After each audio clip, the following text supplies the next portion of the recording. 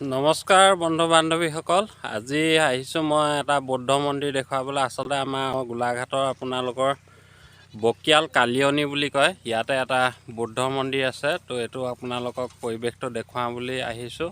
তো মন্দিৰভাগ দেখুৱাম আপোনালোকক। তো ব'লক যাব লাগিব।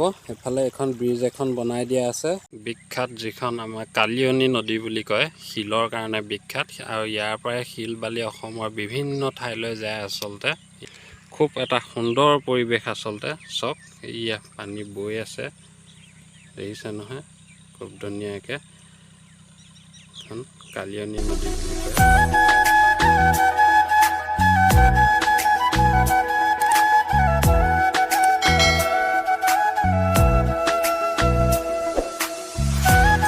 তো মই অলপ পৰিৱেশটো দেখুৱাই লৈছোঁ আপোনালোকক। এতিয়া ব'লক পোনে পোনে আপোনালোকক লৈ যাওঁ মন্দিৰ ভাগলৈ।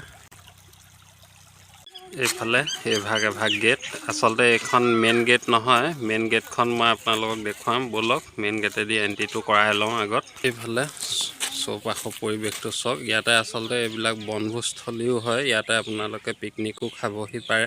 এইফালে মন্দিৰ ভাগ এয়া ভিতৰত আছে। তো ব'লক চিধা চিধি লৈ যাওঁ আপোনালোকক। এইখন মেইন গেটখন, এণ্ট্ৰিটো এইফালেদি হ'ব।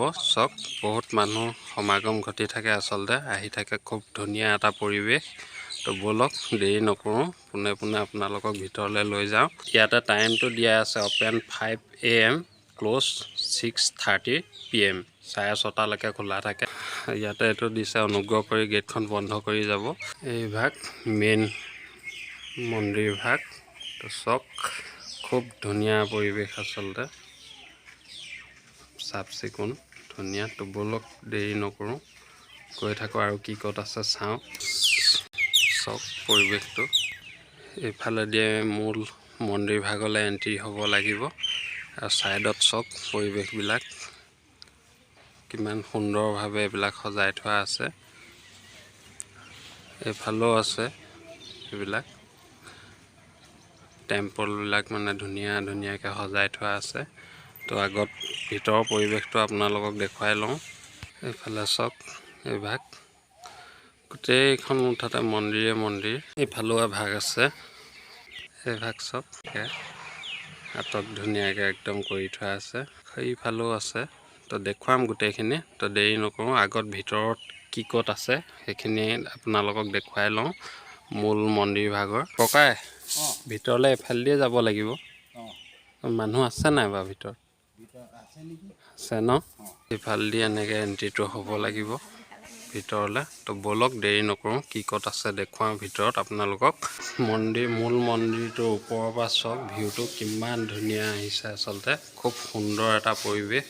চাওক চাৰিওফালে পাহাৰৰ মাজতে মন্দিৰ ভাগ আছে। আৰু চাৰিও কিনাৰটোত মাজুলী লেখীয়া, মানে কালিয়নী নদীখনৰ মানে এটা মাজুলী হৈছে।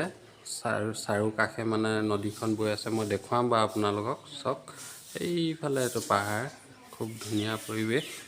এই ভাগ মূল মন্দিৰ ভাগ ভিতৰ চোৱা। তো মই দেখুৱাম কি ক'ত আছে। গেটখন খালি বন্ধ কৰি থোৱা আছে, মই ওচৰলৈ যাবলৈ চেষ্টা কৰিম। ইয়াতে মেইন বুদ্ধ ভগৱান, তেওঁ মূৰ্তি ভাগ আছে বুদ্ধ ভগৱানৰ। তো গেটখন বন্ধ আছে আজি। তো মই এনেকৈ আপোনালোকক অলপ দেখুৱাইছোঁ ভিতৰৰ পৰিৱেশ। ইমান সুন্দৰভাৱে সজাই থৈছে চাওক। আৰু গেটখন বন্ধ কৰি থৈছে, মানে ইয়াত কিছুমান সুন্দৰো মূৰ্তি আছে, সেইবাবে হয়তো বন্ধ কৰি থৈছে। খুব ধুনীয়াকৈ সজাই থোৱা আছে এইবিলাক চব ৱালত। এইভাগে মূল মন্দিৰ ভাগ। ইয়াৰ বাহিৰত আৰু কি ক'ত আছে ব'লক দেখুৱাওঁ আপোনালোকক। মই ওপৰৰ পৰা দেখুৱাইছোঁ আপোনালোকক, অলপ তলৰ পৰা দেখুৱাম বাৰু ভালকৈ পৰিৱেশটো। চাৰিসীমাটো চওক, চৌপাশবোৰ চওক কিমান ধুনীয়া, একদম ক্লিন কৰি থোৱা আছে, একদম চাফ চিকুণ। ইয়াত এখিলা গছৰ পাতো পৰি থকা নাই, দেখিছেনে? তেওঁলোকে সাৰি পুচি একদম চাফ চিকুণ কৰি ৰাখিছে। আৰু আচলতে খুব ধুনীয়াকৈ বৌদ্ধ ভগৱানৰ প্ৰতিমূৰ্তি চাওক কিমান ওখ, খুব চাওক। এইফালেও আছে কিবা প্ৰতিমূৰ্তি। তো ব'লক দেখুৱাওঁ অলপ। এইফালে চাওক খুব ধুনীয়াকৈ আচলতে প্ৰতিমূৰ্তিবোৰ সজাই থোৱা আছে গোটেইখন। এইফালেও আছে, এইফালেও আছে। মই দেখুৱাম ওচৰৰ পৰা, আগত আপোনালোকক পৰিৱেশটোহে দেখুৱাই লৈছোঁ। ইফালে খুব ধুনীয়াকৈ ফুলৰ এখন মানে গাৰ্ডেন কৰি থৈছে, গোলাপ ফুল আছে। চব কিমান ধুনীয়া পৰিৱেশ সেয়া, কি ধুনীয়াকৈ ফুল গছ এইবিলাক ৰুই থৈছে চব। এয়া চব প্ৰতিমূৰ্তি বুদ্ধ ভগৱানৰ। খুব এইফালে এপাহ পদুম ফুল আছে সেয়া, এইফালে চবখিনি গোটেই পৰিৱেশখিনি খুব সুন্দৰ চব। এইফালেও চব প্ৰতিমূৰ্তিয়ে খুব ধুনীয়াকৈ প্ৰতিমূৰ্তিবোৰ ৰাখিছে।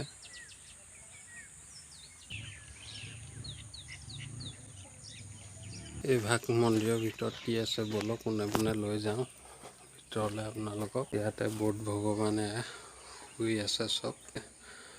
এয়া এভাগ প্ৰতিমূৰ্তি বনাই থৈছে চব। মানুহৰ সমাগম আচলতে হৈয়ে থাকে, আহিয়ে থাকে। খুব সুন্দৰ এটা পৰিৱেশ।